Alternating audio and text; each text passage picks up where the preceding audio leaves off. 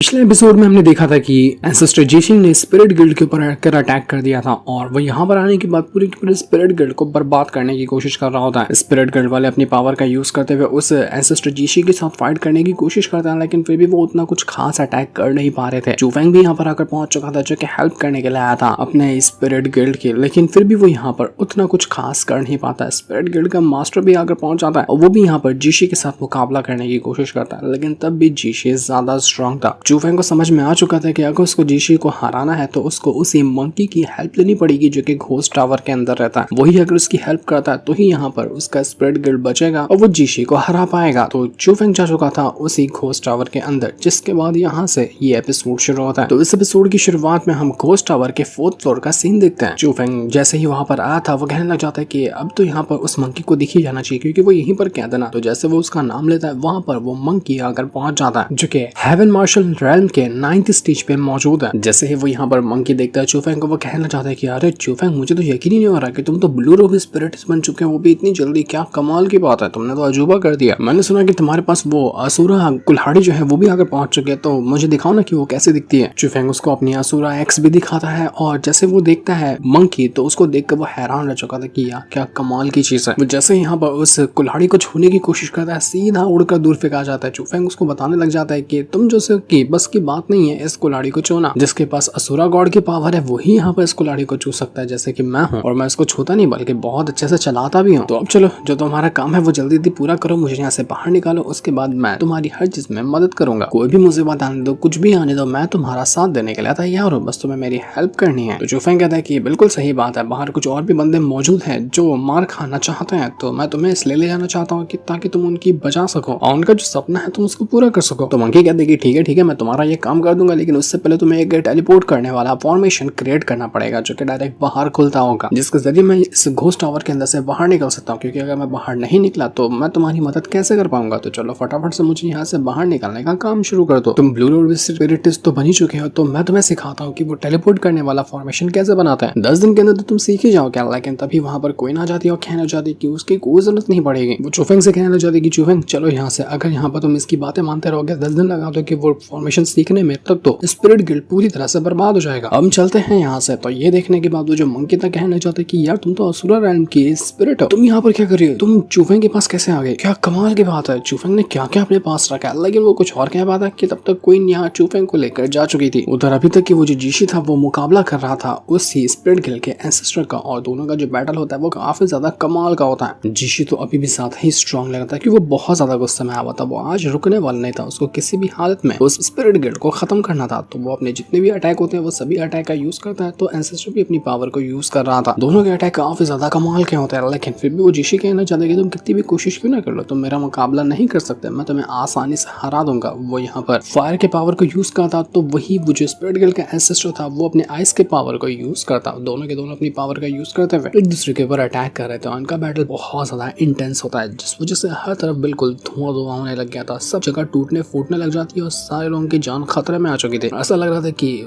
Fight में की जीत किसकी होगी उसका तो नहीं पता, लेकिन बर्बाद तो ये पूरा का पूरा जगह हो जाएगी। उधर जीशी मुकाबला कर रहा था, तो उसी तरह से वो जो उसके क्लान के बाकी बंदे थे ना वो यहाँ पर अटैक करने पहुंच चुके थे मास्टर वगैरह के ऊपर जो कि स्पिरिट गिल्ड के। ऊपर से वो जीशी फाइट कर रहा था और नीचे से जो जमीन वाला बैटल होता है ना वो उसके साथ ही कर रहे थे, जिस वजह से तो स्पिरिट गिल्ड चारों तरफ से घिरा हुआ था। उसको समझ ही नहीं आ रहा था कि वो अपने आप को बचाए तो बचाए कैसे, सिचुएशन बहुत ज्यादा खराब हो चुकी थी। और जिस बात का डर था वही बात हो जाती है। वो जो स्पिरिट गिल्ड का एंसेस्टर था वो बिल्कुल ही इंजर्ड हो चुका था, उसके सारे अटैक खत्म हो गए और वो जमीन पे जा गिरा होता है, उसकी हालत खराब हो जाती है। जीशी कहता है कि ध्यानचंद बस बहुत हो गया तेरा, अब तू हार चुका है और मैं बची कुछ कसर पूरी कर दूंगा तेरी जान लेकर। तो वो तुरंत यहाँ पर अपनी पावर को यूज करता है और उसके जरिए ध्यानचंद के ऊपर अटैक करने वाला था, लेकिन जैसे वही अटैक करने वाला था ना कि बीच में आकर पहुंच जाता है चूफेंग, जो अपनी ड्रैगन स्पिरिट का यूज करते हुए इस जीशी के अटैक को रोकता है और ध्यानचंद को बचाकर वहां से बाहर लेकर आ जाता है। ध्यानचंद चूफेंग से कहता है कि चूफेंग यहाँ पर तुम क्यों है, बाकियों को ले जाओ यहाँ से और जितना दूर हो सकता है उतनी दूर भाग जाओ, क्योंकि अब हम यहाँ पर अपने स्पिरिट गिल्ड को नहीं बचा सकते। इसको बचाने के सारे रास्ते खत्म हो चुके हैं, जो भी यहाँ पर रहेगा वो सिर्फ मरेगा, तो तुम भागो यहाँ से। जीशी चूफेंग को देखकर और ज्यादा पगला चाहता है कि तू ही है ना जो अभी मेरी नजरों से बचकर भागा था, वापस तू आ गया मरने के लिए, तो ठीक है तेरी ख्वाहिश मैं पूरी करता हूँ। वो तुरंत चूफेंग के ऊपर अटैक करने के लिए चला जाता है। अपनी स्पिरिट को उसने भेज दिया था चूफेंग के ऊपर अटैक करने के लिए, लेकिन जैसे वो अटैक करने वाला था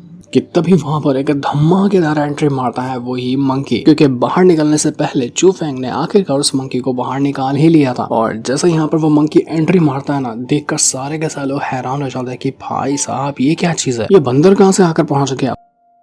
वो मंकी कहने लग जाता है कि जिसने भी चूफेंग को हाथ लगाने की कोशिश की मैं उसका पूरा खानदान मिटा दूंगा। जीशी तो पहचान लेता है उस मंकी को, कहने लग जाता है कि तुम तो डिमोनिक किंग हो, तुम यहाँ पर क्या कर रहे हो, मुझे तो समझ नहीं आ रहा था कि आखिर यहाँ पर तुम चूफेंग का साथ कैसे दे सकते हो, तुम्हारा और चूफेंग का रिश्ता क्या है, तुम तो हजारों सालों से उस घोस्ट टावर के अंदर कहते ना, तुम बाहर निकले कैसे, और तुम बाहर निकलने के बाद भी चूफेंग का ही साथ दे रहे हो, आखिर उसने तुम्हारे लिए ऐसा क्या कर दिया। सबकी हालत खराब हो चुकी थी क्योंकि ये मंकी वो कोई नॉर्मल नहीं है, वो बहुत ज्यादा स्ट्रॉन्ग है, उसका मुकाबला करना किसी के भी बस की बात नहीं थी। वो मंकी कहते कि पता है चूफेंग ने मुझे यहाँ से बाहर निकाला, और जिसने मुझे बाहर निकाला तो उसी के ऊपर अटैक करने वाला था, इसलिए मैं तो तुझे नहीं छोड़ूंगा। जितने भी जीशी के क्लान वाले थे वो तो अपने कदम पीछे करने लग जाते कि नहीं भाई हम यहाँ पर इसका मुकाबला नहीं कर पाएंगे, हमने तो अभी तक सिर्फ किताबों में पढ़ के रखा था ये मंकी के बारे में कि कितना ज्यादा कमाल का, और आज जब हम इसकी पावर को अपनी आंखों से देख रहे हैं ना, हमें लगता कि कोई भी हमारे इस क्लान का उसका मुकाबला कर पाएगा, ये हमारे पूरे क्लान को डिस्ट्रॉय कर देगा। जीशी कहता है कि हम जी क्लान वाले हम यहाँ पर कदम पीछे नहीं करते, चाहे मरेंगे या फिर मारेंगे। देखते हैं मंकी तो यहाँ पर क्या ही बिगाड़ लेता है मेरा। वो तुरंत यहाँ पर अपनी फायर पावर को यूज करते हुए उस मंकी के ऊपर अटैक कर देता है। तो मंकी कहने लग जाता है कि अबे बस कर यार, तू गलत बंदे से पंगा ले रहा है, मैं तेरा वो हाल करूंगा जिसके बारे में तूने कभी सपने में भी नहीं सोचा होगा। वो तुरंत यहाँ पर सीधा अटैक देकर मार देता है उसी जी क्लान वाले के ऊपर और जीशी के ऊपर। जैसे ही यहाँ पर अटैक लगता है उस मंकी किंग का, जीशी के सारे अटैक यहाँ पर डिस्ट्रॉय हो चुके थे। इसके बाद तो वो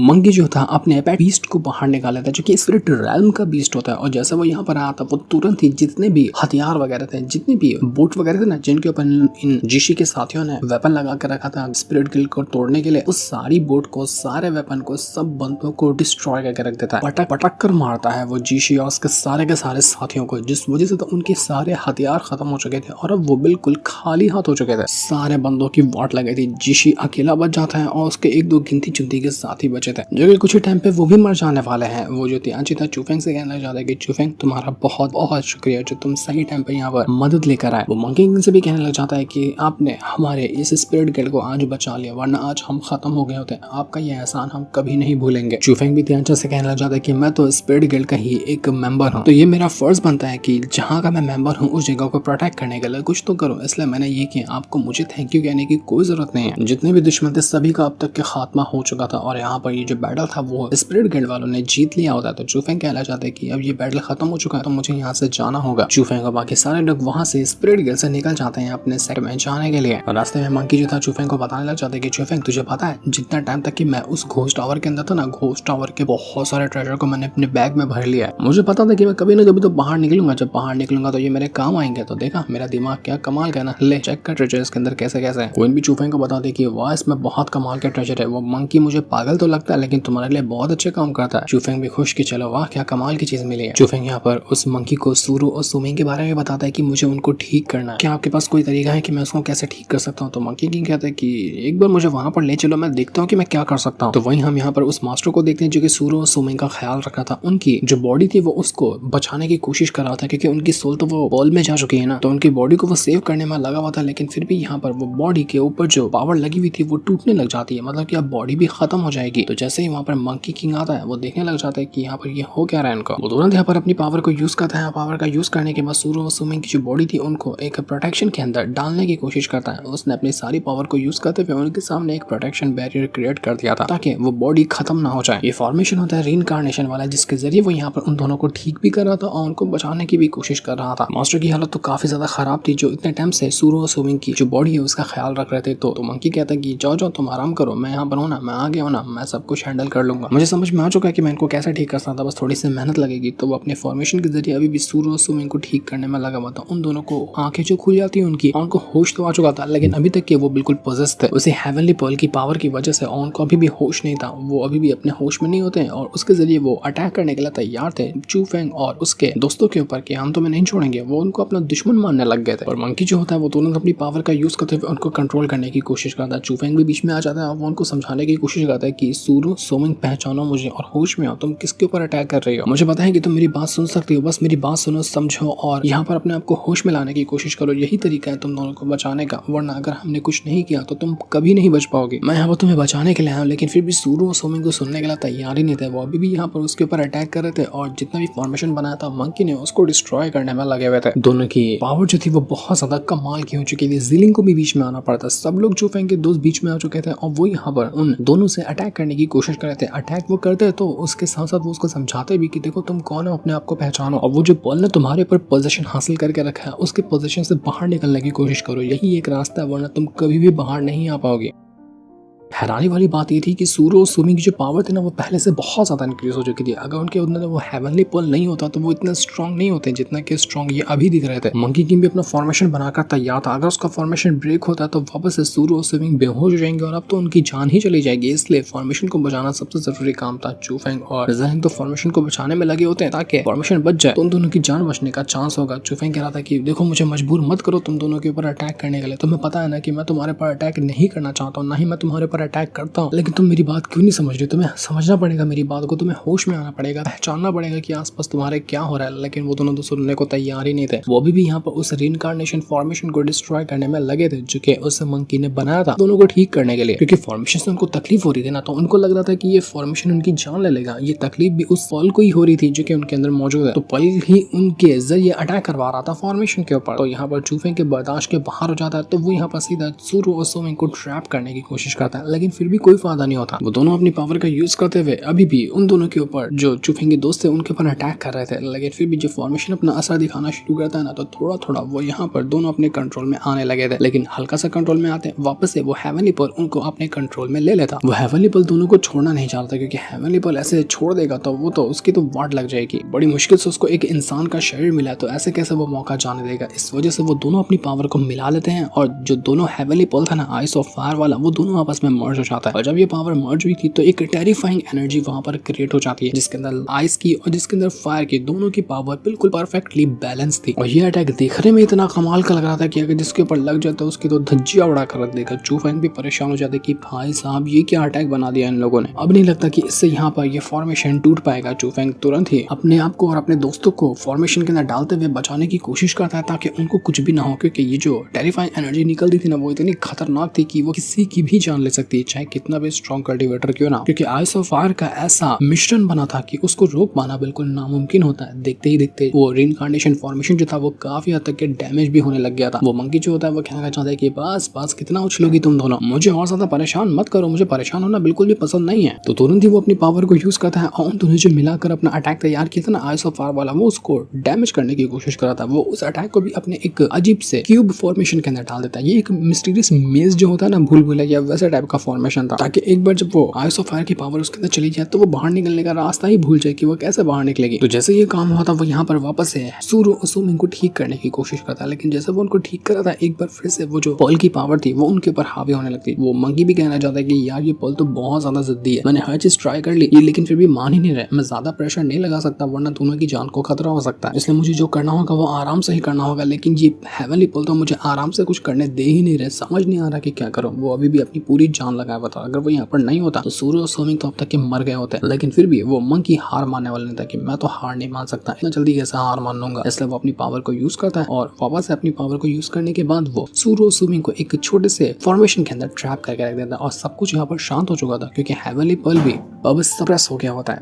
मंकी ने आखिरकार उस हेवनली पर्ल को सप्रेस कर दिया दोनों के अंदर। मतलब अब यहाँ पर वो हेवनली पर्ल रहेगा तो दोनों के अंदर, लेकिन वो उनको कंट्रोल नहीं कर पाएगा। मंकी कहता है कि फिक्र मत करो, दोनों अब बिल्कुल सुरक्षित है, मैंने दोनों की जान बचा ली है। हालांकि दोनों की कल्टीवेशन पावर अभी बहुत कम है और ये इनकी पावर तो कम है लेकिन इनके अंदर जो ताकत है ना वो भी काफी ज्यादा कम हो चुकी है। थोड़ा सा टाइम लगेगा इनको रिकवर होने में। ये काम करने में तो मैं बहुत ज्यादा थक गया, मेरी पूरी की पूरी एनर्जी चली गई। एक काम करो, जाओ मेरे लिए केला लेकर आओ। केले ही यहाँ पर मुझे मेरी एनर्जी को वापस से रिकवर करने में हेल्प करते हैं। बड़ी मेहनत लगी यार, बहुत तकलीफ दी इन दोनों ने मुझे। चू फेंग की खुशी का ठिकाना नहीं था कि चलो आखिरकार कामयाब रहे हम। और सूरो और सुमिंग अब कुछ टाइम के अंदर होश में आ जाएंगे बिल्कुल पहले की तरह। ज़िलिंग जो थी वो चू फेंग से कहना चाहती कि उस मंकी ने ने बताया कि सूरो और सुमिंग तो बस कुछ टाइम के अंदर होश में आने वाले हैं, सब कुछ तुम्हारा काम हो गया, दुश्मन भी खत्म हो गया, तो तुम अब आगे क्या करने वाले हो, क्या सोचा है आगे की प्लानिंग के बारे में। तो चूफेंग कहता है कि मैं तो सोच रहा हूँ कि अपने सेट को वापस से रीबिल्ड करूँ जो कि अब खत्म हो चुका था, मैं उसको वापस से पहले जैसा करना चाहता हूँ। तुम क्या करने के बारे में सोच रही हो। तो जेलिंग कहती है कि मैं तो बदला लूंगी उन लोगों से जिसने मेरी पूरी की पूरी फैमिली को बर्बाद किया, क्योंकि मेरी पूरी फैमिली दुश्मनों के हाथों खत्म हो गई थी। तो मुझे बचाने के लिए मेरे ग्रैंडपा जो है ना वो मुझे 9 हेवन के अंदर से बाहर निकाल कर ले आए, वरना मैं यहाँ की नहीं हूँ, मैं यहाँ पर नहीं रहती हूँ, मैं दूसरी जगह रहती थी, लेकिन वहाँ से मुझे बचाने के लिए ग्रैंडपा मुझे यहाँ लेकर आ गए। तो मेरा बस एक ही मकसद है कि जितने भी मेरे दुश्मन है ना सभी को मैं ढूंढूं और उनकी जान लूं। तो चूफेंग कहता है कि तुम्हारे दुश्मन मेरे दुश्मन, मैं तुम्हारा साथ दूंगा, जिसने भी तुम्हारी फैमिली के साथ ऐसा किया है उनको सबक सिखाने में। तो ये सुनने के बाद जेलिंग काफी ज्यादा खुशी आती है, वो बिल्कुल इमोशनल हो चुकी थी चूफेंग का ऐसा सपोर्ट देखकर उसके लिए। तो ये देखने के बाद चूफेंग जो होता है वो जेलिंग को वहां से घुमाने ले जाते हैं। चलो आज की रात तो बहुत कमाल के पूरे जगह की सैर करके आते हैं। ये लोग सैर करने चले गए थे, लेकिन तभी हम देख पाते हैं कुछ लोगों को जिनकी नजर चली आती है इन लोगों के ऊपर, लेकिन नहीं बताया जाता कि आखिर ये लोग थे कौन और आखिर क्यों चूफेंग और जेलिंग को इस तरह से देख रहे थे। ये हमें नेक्स्ट एपिसोड में पता चलेगा, जिससे इनको दिखाते हैं। साथ ही ये वाला एपिसोड यहीं पर एंड हो जाता है। Thanks for watching.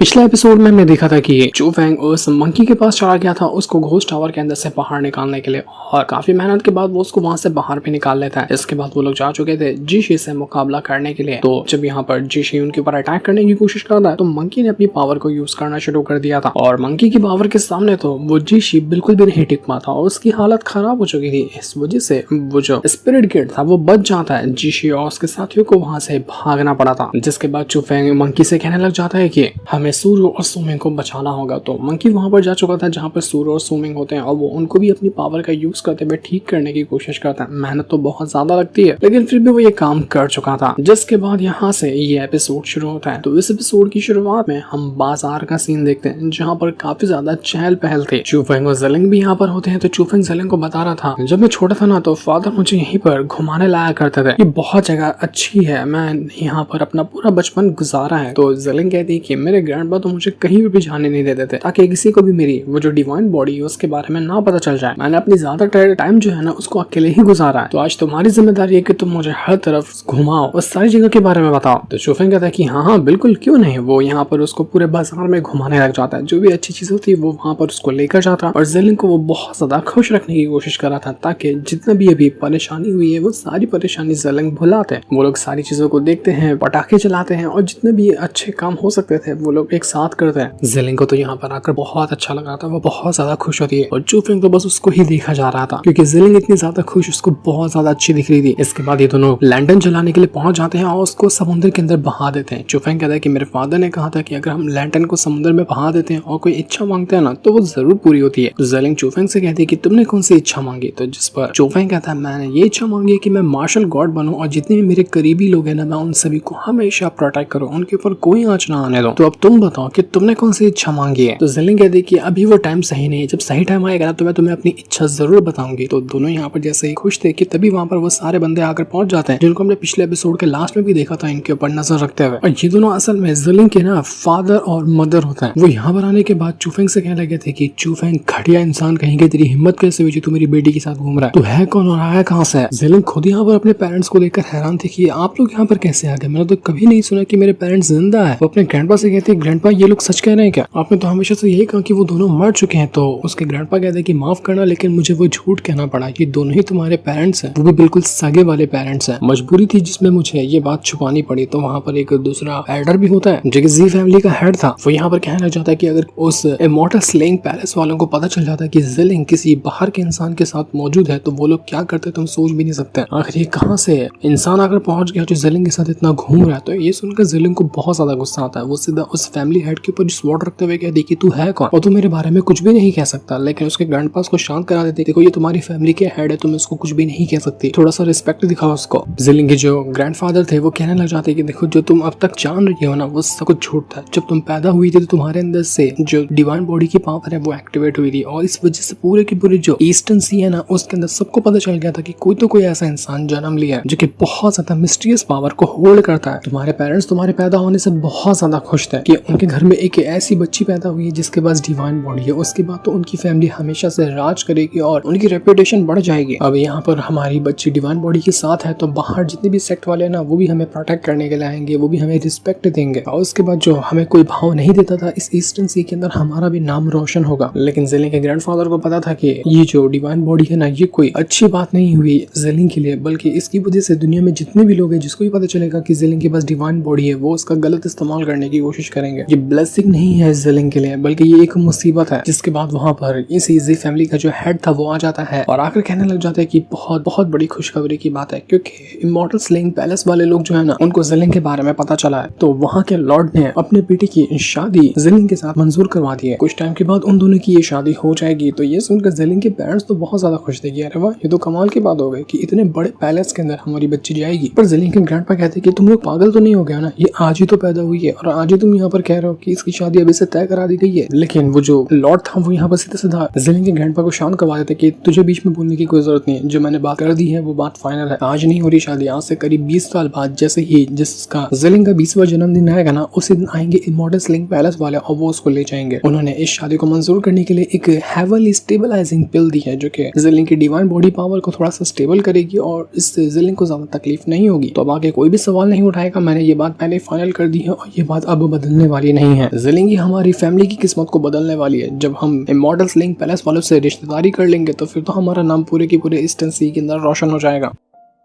लेकिन वो जो जेलिंग के ग्रैंडपा थे उनको अभी भी डाउट लग रहा था। वो पूरी किताब वगैरह छान मारते हैं, देखने की कोशिश करते हैं कि असल में वो जो पिल दिया था इमॉर्टल स्लेइंग पैलेस वालों ने वो कैसी थी। तो देखने के बाद उनको पता चलता है कि वो कोई स्टेबलाइजिंग पिल नहीं थी बल्कि एक फॉरबिडन पिल थी जिसका इस्तेमाल करना बैन कर दिया गया था बहुत जमाने पहले। और इसका इस्तेमाल इसलिए किया जाता है कि जैसे ही एक बंदे को जो बच्चा हो उसको ये पिल दे दी जाए और अगर वो 20 साल का हो जाए ना तो 20वां साल जैसे पूरा होगा उस बच्चे की सारी पावर उसके शरीर के अंदर से निकल जाएगी और जिसकी वो पिल थी ओरिजिनल वाली उसके पास ट्रांसफर हो जाएगी और वो बच्चा मर जाएगा। मतलब कि अगर वो जिसे पिल दी है ना इमॉर्टल स्लेइंग पैलेस वालों ने जेलिंग को, जैसे ही 20 साल की हो जाएगी जेलिंग उसकी पावर निकलेगी और इमॉर्टल स्लेइंग पैलेस वालों के पास जाएगी और उसी टाइम जेलिंग मर जाएगी। ना कोई शादी होगी, कुछ भी नहीं होगा, डायरेक्ट वो मर ही जाएगी। तो यही बात जब यहाँ पर जेलिंग के ग्रैंडपा उसके पेरेंट्स को और फैमिली के लॉर्ड को बता रहे थे उन लोग को गुस्सा आ जाता है कि तुमको दिमाग नहीं है क्या, तुम कुछ भी बातें बक रहे हो। हमें इमॉर्टल स्लेइंग पैलेस वालों के ऊपर पूरा भरोसा किया, उन्होंने अच्छी पिल दी है, तुम ही उनके ऊपर गलत इल्जाम लगा रहे हो, उन्होंने गलत पिल दी। और इसी वजह से वो जो जेलिंग के ग्रैंडपा है ना उसको उसकी फैमिली से दूर लेकर चले गए थे ताकि उसको कभी कोई खतरा ना हो। लेकिन आज फाइनली उसके पेरेंट्स ने उसको यहाँ पर ढूंढ लिया और अब वो यहाँ पर जेलिंग को उसी इमॉर्टल स्लेइंग पैलेस वालों के हवाले करने के लिए आए हुए हैं। ग्रैंडपा बहुत चिल्लाते कि तुमने जेलिंग को बेच दिया उन इमॉर्टल स्लेइंग पैलेस वालों के हाथों ताकि अपनी फैमिली की रेपुटेशन बढ़ा सके, तुम लोग इतने एक नंबर के घटिया लोग हो। तो फैमिली लोग तो यहाँ पर उस ग्रैंडपा को ही मारना शुरू कर दिया कि तेरी हिम्मत कैसे हुई, तू बहुत ज्यादा बोलने लग गया। तो ये सुनकर चूफेंग को भी गुस्सा आ चुका था। वो कहता है कि बुढ़ऊ तू है कौन और तेरी हिम्मत कैसे हुई जो जेलिंग के ग्रैंडपा को तू मेरे सामने आग उठाकर देख रहा है, उसके ऊपर अटैक कर रहा है। तो ये सुनकर फैमिली लॉर्ड तो अब चूफेंग के ऊपर भी अटैक करने लग गया था। वो उसके ऊपर बहुत ब्रूटल अटैक देकर मारता है जिस वजह से चूफेंग जमीन के अंदर धंसने लग गया था। उस फैमिली लॉर्ड के पास तो पावर काफी ज्यादा थी लेकिन चूफेंग इतनी आसानी से थोड़ी ना हार मानेगा, वो वापस अपनी पावर को यूज करता है। लेकिन कोई उसे कहने लग जाती है कि ये जो फैमिली लॉर्ड है ना ये आराम से मार्शल लॉर्ड रेल्म के ऊपर है, जिसने तुम्हारे पास अभी पावर नहीं है, इसको हराना तुम्हारे लिए बहुत ज्यादा मुश्किल होगा या फिर समझ लो नामुमकिन होगा। तो तुम इससे अभी पंगा मत लो, बहुत भारी कीमत चुकानी पड़ेगी तुम्हें। लेकिन चूफेंग को उससे फर्क नहीं पड़ता। वो कहता है कि जब अगर जेलिंग जाना चाहती है तुम लोगों के साथ तो ठीक है, मैं उसको नहीं रोकूंगा, लेकिन अगर वो नहीं जाना चाहती है ना तो आज दुनिया की कोई भी ताकत क्यों ना सामने आ जाए वो कहीं नहीं जाएगी, वो मेरे पास ही रहेगी। तो ये सुनकर तो फैमिली लॉर्ड यहाँ पर चूफेंग के ऊपर और ज्यादा अटैक करने लग गया था। वो उसकी हालत खराब करने की कोशिश करता है। जेलिंग के ग्रैंडपा और उसकी माँ जो थी वो कहने लग जाते हैं फैमिली लॉर्ड से कि देखो चूफेंग से गलती हो गई, उसका इस मैटर से कोई लेना देना नहीं है, तो उसको मारकर कोई मतलब नहीं, उसको जाने दो। लेकिन फैमिली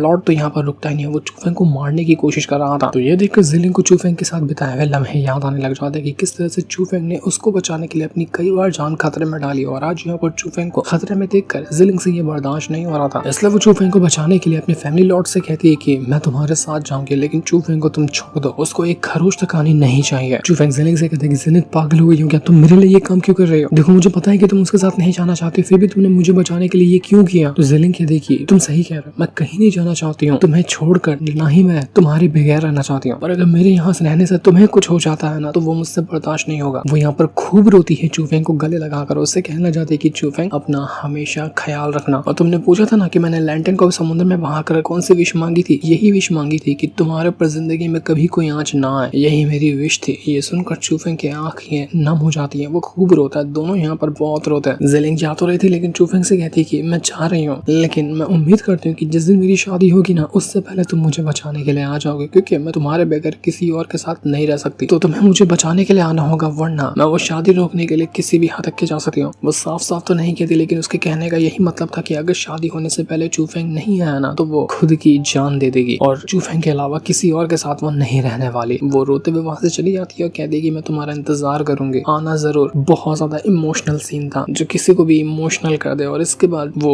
जेलिंग के फैमिली वाले उसको वहां से ले जाते हैं हमेशा हमेशा के लिए, और चूफेंग बस वहां पर खड़ा देखता ही रह जाता है। उसको कुछ भी नहीं समझ में आ रहा था कि अभी तो हम दोनों यहाँ पर कितने ज्यादा खुश थे, अभी तो यहाँ पर हम दोनों टाइम स्पेंड कर रहे थे, एक पल के अंदर सब कुछ खत्म हो गया, सबका सब कुछ बदल गया बस कुछ ही पलों के अंदर। अपनी इयररिंग चूफेंग को जेलिंग ने देकर गई थी कि ये तुम्हें हमेशा याद दिलाएगी कि तुम्हें मेरे पास आना है। तो चूफेंग यही देखकर कहने लग जाता है कि इमॉर्टल स्लेइंग पैलेस वालों देख लेना, मैं तुम लोगों को ना इस दुनिया के नक्शे से मिटा दूंगा। चूफेंग जेलिंग को बचाने के लिए क्वीन से कहने लग जाता है कि क्वीन तुमने कहा था ना कि ये लोग मार्शल लॉर्ड रेल्म पे हैं, तो इन सब को हराने के लिए, इमॉर्टल स्लेइंग पैलेस वालों को हराने के लिए मुझे कितने लेवल की कल्टीवेशन चाहिए, मुझे कौन से रेल्म पे होना चाहिए, ताकि उसके बाद में पूरे के पूरे इमॉर्टल स्लेइंग पैलेस को ही डिस्ट्रॉय कर दूं। बस मुझे तुम वो रेल्म बताओ, मैं दुनिया का कोई भी खतरनाक स्टेप क्यों ना उठाना हो, मैं वो रेल्म ब्रेक थ्रू करके रहूंगा, वो भी जल्द से जल्द। तो क्वीन कहने लग जाती है कि मार्शल लॉर्ड रेल्म से नीचे अगर होकर तुम जाओगे जेलिंग को बचाने के लिए, तो उसको बचाने के बजाय तुम अपनी जान गंवा दोगे, इसलिए तुम martial lord realm break through करो। और अगर उससे आगे चले जाते हो तो ये तुम्हारे लिए अच्छी बात होगी, क्योंकि उसके नीचे वहां जेलिंग को बचाने के लिए जाना मौत को दावत देने के बराबर है। लेकिन अगर चूफेंग को भी मार्शल लॉर्ड रेल्म के ऊपर जाना है तो कम से कम उसको 2 रेल्म ब्रेक थ्रू करना होगा, क्योंकि अभी वो हेवन मार्शल रेल्म के ऊपर ही है, इसने इसको भी ब्रेक थ्रू नहीं किया, इसके बाद आएगा लॉर्ड मार्शल लॉर्ड रेल्म।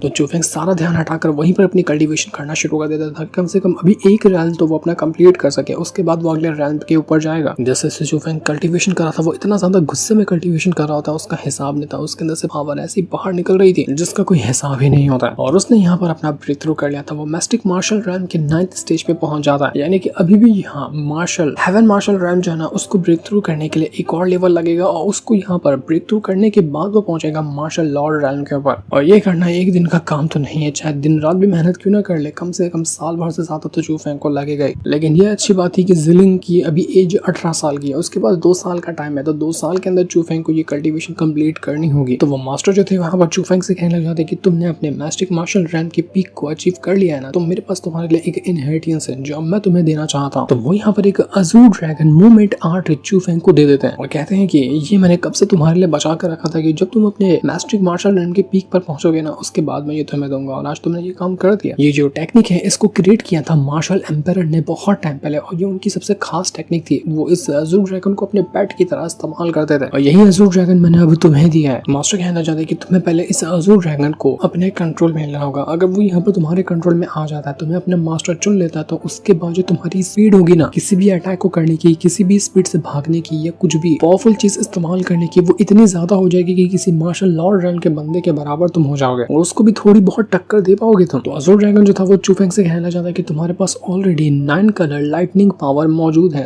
तुम्हें मुझे कुछ करने की जरूरत नहीं है, मैं खुद तुम्हें अपना मास्टर एक्सेप्ट करता हूँ, तुम इस काबिल हो कि मैं तुम्हें अपना मास्टर बनाऊं, तो आज से तुम मेरे मास्टर हो। तो अब चूफेंग के पास अजूर ड्रैगन आ चुका था, और उसके साथ वो निकल जाता है सफर पर, और अजूर ड्रैगन की वजह से वो सिर्फ आधे घंटे के अंदर इतना लंबा सफर तय करता है ना, जिस सफर को तय करने में करीब पहले उसको 1 महीने लग जाते हैं। इतनी ज्यादा उसकी स्पीड बढ़ चुकी थी। तो अब इसी स्पीड को लेकर चूफेंग आसपास के इलाके को एक्सप्लोर करने लगता है, जिस वजह से वो बहुत जल्दी एक ऐसे गांव के अंदर आ चुका था जो कि काफी मिस्टीरियस लग रहा था। और यहाँ पर आने के बाद चूफेंग को खाली लाश ही लाश नजर आती है। चूफेंग देखकर हैरान कि ये कैसा गांव है, यहाँ पर पहले तो मैं नहीं आया, और अगर जो भी यहाँ पर गांव है लेकिन यहाँ पर सबकी लाश क्यों पड़ी हुई, सारे लोगों को हो क्या गया। तो एक बंदा हल्की हल्की सांसें ले रहा था, वो कहने लग जाता है चूफेंग से कि चूफेंग ये ना जी डायनेस्टी वालों का काम है, उन लोगों ने हमारे ऊपर अटैक किया और हम सबकी जान ले ली। इतना कहते कहते वो यहाँ पर मर जाता है। चूफेंग हैरान की जी डायनेस्टी वाले वो लोग यहाँ पर क्यों आए। दूसरी तरफ प्रिंस को देखते हैं जो अपने फादर के साथ बातें कर रहा था। उसका फादर उससे कहता है कि प्रिंस हमें उस ड्रैगन आर्मर टेक्निक के बारे में पता है। तो प्रिंस कहता है कि हाँ मुझे पता है, जिसके पास एम्परर ब्लड लाइन होती है ना, उसको एक बहुत डेंजरस फॉर्मेशन के अंदर जाना पड़ता है और वहां जाने के बाद उसको फॉर्मेशन का प्रेशर हैंडल करना पड़ता है। इसके बाद ही उस इंसान के अंदर वो ड्रैगन आर्मर टेक्निक आती है जो किसी भी चीज से उसको प्रोटेक्ट कर सकती है। तो उसका फादर उससे कहता है कि हमारी फैमिली के अंदर जो सबसे ज्यादा प्योरेस्ट एम्परर ब्लड लाइन है ना, वो तुम्हारी है। और अभी तुम देख ही रहे हो कि हमारी फैमिली की सिचुएशन कितनी ज्यादा खराब है। तो मुझे लगता है कि टाइम आ चुका है तुम्हें वो फॉर्मेशन के अंदर भेजने का, ताकि तुम ड्रैगन आर्मर टेक्निक को सीख सको। क्योंकि इससे पहले भी प्रिंस ने यहाँ पर इस चीज को ट्राई करने की कोशिश की थी, लेकिन वो अभी तक नहीं कर पाया था क्योंकि प्रेशर इतना ज्यादा था कि उसकी हालत खराब हो गई थी। लेकिन अब सिचुएशन ऐसी हो गई है कि या तो करना है या फिर मुसीबत बहुत बढ़ेगी। तो इस वजह से प्रिंस हिम्मत बांधता है और वापस से चला जाता है उसी फॉर्मेशन के अंदर। और फॉर्मेशन की पावर को वो हैंडल करने लग गया था। वो फॉर्मेशन उसके ऊपर प्रेशर गिराना शुरू करता है और यहाँ पर उस प्रिंस को पूरी ताकत लगाते हुए उस प्रेशर को हैंडल करना पड़ेगा। लेकिन जब तक यहाँ पर ये लोग ये कर रहे थे कि तभी तक के उस महल के ऊपर जहाँ पर प्रिंस रहता है उसके ऊपर हमले शुरू हो जाते हैं। वहाँ पर दुश्मनों का आना हो चुका था और वो लोग महल के ऊपर अटैक करना शुरू भी कर चुके थे, जो देखकर यहाँ पर प्रिंस के फादर को भी टेंशन हो जाती है। प्रिंस के फादर अपनी पूरी आर्मी को लेते हैं और उनको लेकर वो बाहर निकल कर आ चुके थे ताकि दुश्मनों का मुकाबला किया जा सके। सारे के सारे प्रिंस के महल वाले यहाँ पर आकर पहुंच चुके थे। वो दुश्मनों से कहना चाहते कि हम यहाँ पर कई सौ सालों से रह रहे हैं और आज तक हमारे बीच में कभी भी झगड़ा नहीं हुआ, तो आखिर अब यहाँ पर तुम लोग झगड़ा करने के बारे में क्यों सोच रहे हो? हम शांति से नहीं रह सकते क्या? हम सबको एक दूसरे की मदद करनी चाहिए और शांति से रहना चाहिए। लेकिन वो जो चुड़ैल थे जो यहाँ पर अटैक करने के लिए आई हुई थी, वो कहने लग जाते कि हम तो शांति के ऊपर विश्वास ही नहीं रखते, हमारा विश्वास शांति के ऊपर से खत्म हो गया, अब तो हम यहाँ पर कब्जा करने पे उतर आए हैं, इसलिए हम तुम्हारे महल के ऊपर भी कब्जा कर लेंगे। तो बेहतर होगा कि तुम लोग यहाँ पर हमारे सामने सरेंडर कर दो। किस्मत अच्छी हुई तो हम लोग तुम लोगों को जिंदा छोड़ देंगे, बस तुम्हारे महल के ऊपर, तुम्हारे इस जियांग डायनेस्टी के ऊपर कब्जा करेंगे, नहीं तो एक एक को मार दिया जाएगा, हमें कोई फर्क नहीं पड़ता तुम्हारे मरने से। तो यहाँ पर उस प्रिंस के फादर का कहना होता है कि बाकी के दो डायनेस्टी वाले भी तुम्हारे सामने सरेंडर किए थे, लेकिन तुमने क्या किया? सरेंडर करने के बाद भी तुमने उन सभी को मार डाला। तो तुमको क्या लगता है कि मैं तुम्हारी बातों में आ जाऊंगा? कभी भी नहीं। हम लोग मरेंगे चलेगा लेकिन सरेंडर नहीं करेंगे। तो ये सुनकर वो चुड़ैल काफी ज्यादा भड़क जाती है। वो कहती है कि ठीक है, मरना ही चाहते हो ना, तो मैं तुम्हें मारने के लिए तैयार हूँ। वो अपनी पावर को एक्टिवेट करने लग गई थी और उसके बाद वो सीधा अटैक देकर मार देती है उसी